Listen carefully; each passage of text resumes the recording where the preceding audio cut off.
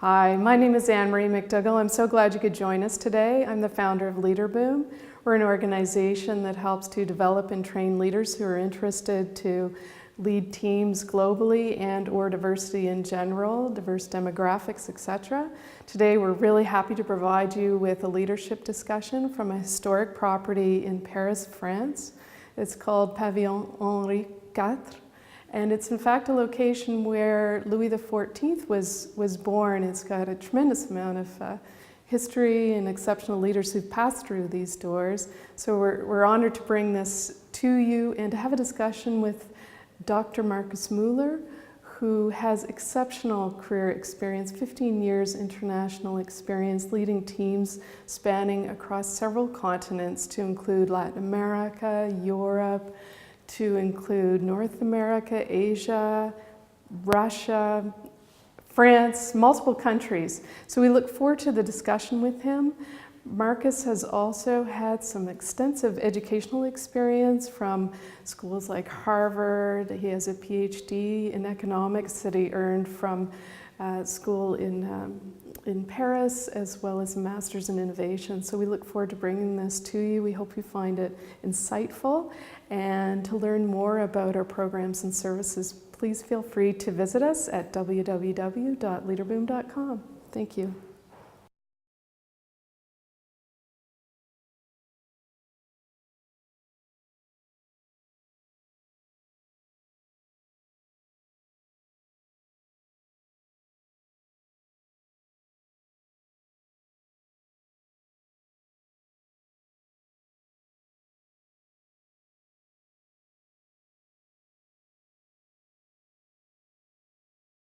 Okay. Dr. Moeller, it's a great pleasure to have you with us today to discuss some of your strategies that you use. I know you have an extensive international career experience, and we're very privileged to hear from you. And I know the audience is looking forward to hearing some of your best practices, so welcome. Thank you, Anne-Marie, for having me. Thank you. It's a pleasure Thank you. spending time with you. Thank you. But let's go to our first question. Okay. And the first question is, we'd love to hear your perspective on some of the current challenges facing leaders in multinational corporations. What are multinational corporations looking for from their leaders in today's environment? Well, I think there are a couple of things they're looking for. First of all, they want that people have a wider perspective on the world. Typically a large corporation is headquartered somewhere and then went out to the world to conquer it from a market perspective with products and services. And I think what we are moving towards to is that there's not one center and then from there you manage the world, but you have got this multipolar environment, and corporations are being set up that way. Actually having multiple headquarters to capture market trends, also to make use of a talent pool, do cost arbitrage around the world, go to growing places. So what it is for a leader now to do is basically people have to understand that in a broader sense. They don't have to have all the detailed knowledge, but I think they have to have that first layer of appreciation for different cultures, how people think differently, integrate these cultures into their teams, and I would say use the unique selling proposition that each culture has on this planet to make, I would say, something very compelling for their customers and ultimately, of course, drive benefits for the corporation. And that's one thing. And the other thing I think is that we had this natural phenomenon where Western companies went to other places and developed markets and established their their business there, and we do have now clearly this reverse trend where the so-called developing markets are coming back to the more established economies and do their own international development, and I think that is very it's an interesting time to be in. And then particularly in Europe, I think where we were country-based and we truly in the framework that was given by the European community, which is still very good, despite all the ideas that one could have about Europe, that there's a good framework to do business and also make use of the different cultures that living close together and that, common market that has been established now for, roughly 20 years and is a great opportunity for all these companies to diversify, across even the European geography. Yeah. So we need people. We need people Who understand culture, combine it with good business acumen, and have the talent of federating cultures under a common goal and execute well in it. So, Markus, you've been fortunate to lead teams across several continents, to include North America and South America and Asia and Europe and so on. So, can you talk to some of your experiences with that and the different values of those cultures, but how you've been able to bring teams together to drive strategies and drive execution? Yeah, I think, it's very, it sounds very, I would say, there's a lot of common sense involved in driving teams. I think what is important, it comes down to very extensive communications that you establish, openness in the very beginning when you start to assemble a team, because often these international teams, they're not in a business unit and they work, 3, 4, 5 years together. In technology especially, what you have is, people come together for, a certain amount of time, 3, 9 months, a year and a half, and then they have to execute, with their diverse backgrounds and make it successful, right? So communications are key. And you have to repeat things 2, 3, 4, 5 times. It gets annoying for certain people. We have that every time and say, hey, we've done this now over and over and over again. But in the very beginning, before the team finds its own language and how they communicate and, the implicit communications that you have, right?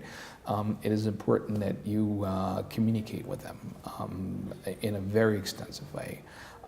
In the beginning. So many little things you can do. We'll call it engagement kickoff, for example, on projects, where people just are there and can in a free flow discuss, what the goals of the project are and then basically get to know each other and also value each other and be curious and from that you can build, I think, a good working team in the long run. Right.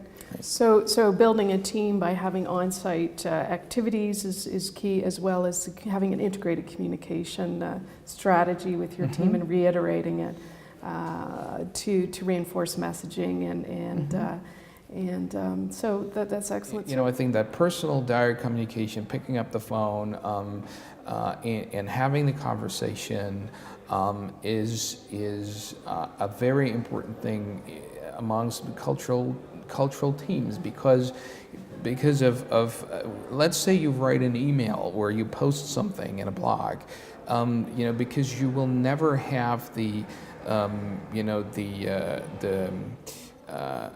right feeling like natives have for a certain language. It could be offensive, right? It could come across a little harsh, impolite.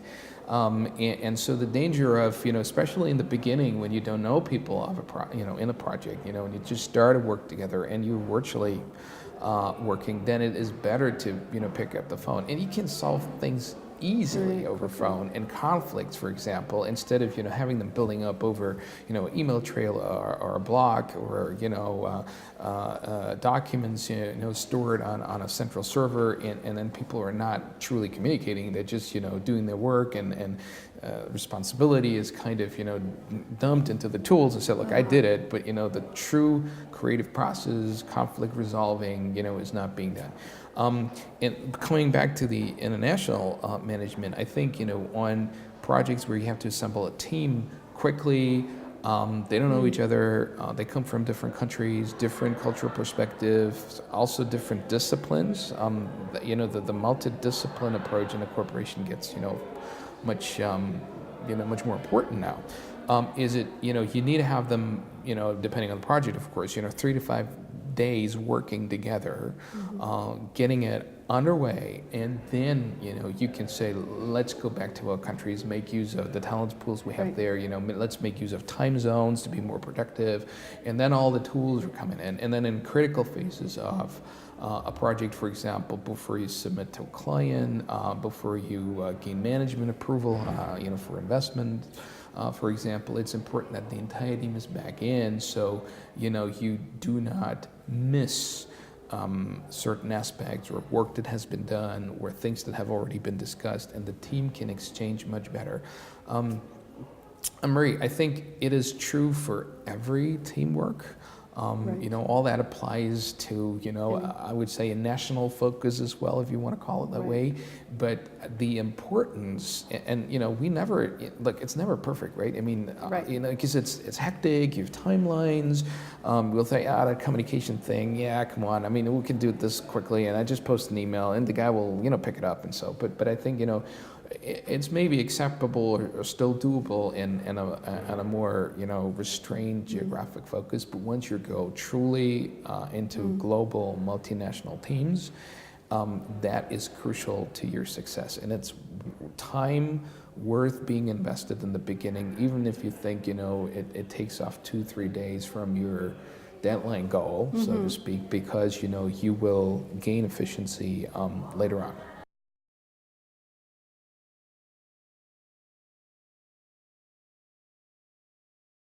One of the most important learnings is that, you cannot come with a pattern. You should have a pattern. You should have a framework that gives you, a way of how to execute and approach things. But the patterns, you can do that maybe, and even that is questionable in a consumer industry. But once you're really going into engineering, customized engineering, where technology is adapted to process and people and geography. You really need to understand why people have done things before you're gonna change it. Talk a little bit, Marcus, about diversity in demographics. Some countries have an aging demographic, and other countries have a younger demographic. And through our research, we've learned that the Generation Y demographic are very focused on innovation, technology. They're adept at using technology. And they're also very keen to grab knowledge. They have in Canada, by example, 1/3 of our population will be retiring in the next 5-10 years.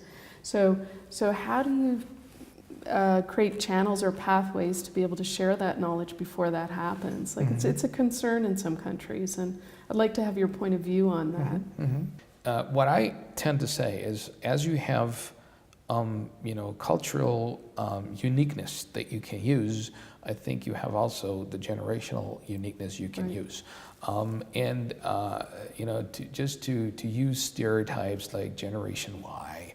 But in a project, for example, in your organization, they're just great because there are these, I think they're called digital natives, but they use technology. They like to explore it. They're early adapters. They come with it. And that's a great thing because they just bring it in, and they're demanding, and they look at you and say, well, why don't you have that? And I want that, right? So, and because I want it, you're then forced to innovate. So it's a good driving force. The other thing I think that they bring to the table is also the work balance. I think they have a very different approach to life.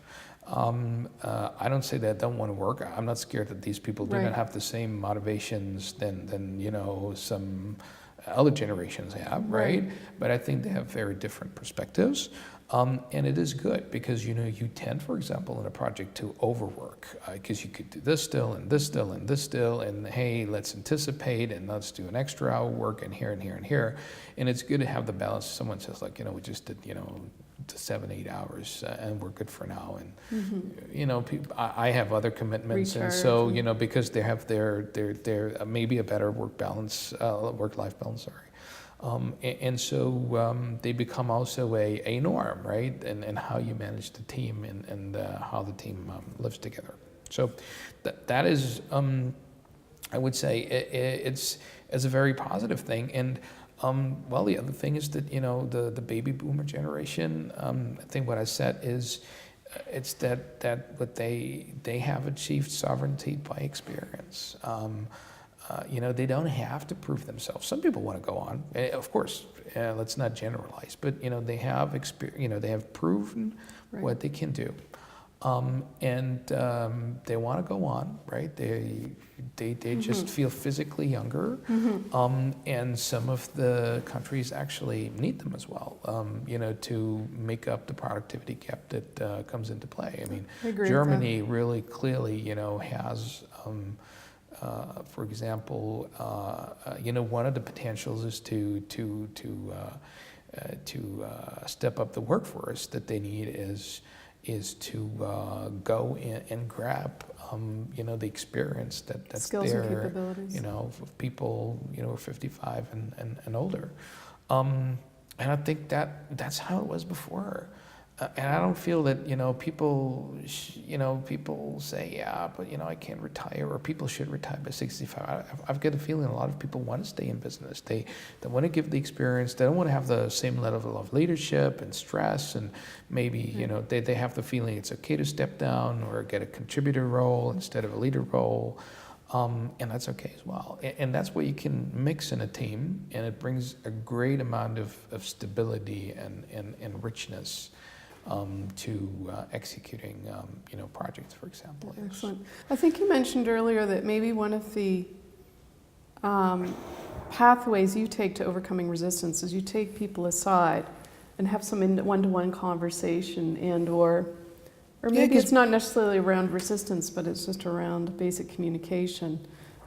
But that's really what managing resistance really is about. How do you effectively communicate with people, really, right? And identify that maybe there is some resistance, and maybe there's not, but that's your perception, so you want to engage the individual to understand where they stand and where you stand, and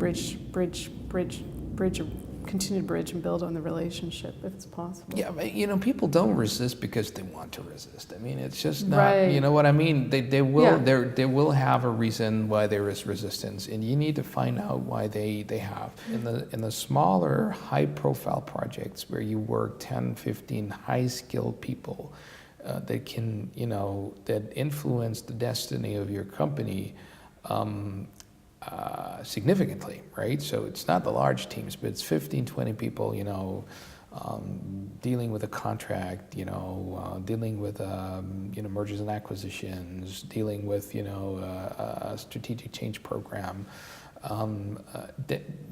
There you have to create that, the adherence. And that's where you need to invest the time to, find out why there's resistance in that very inner leadership circle. And I tend to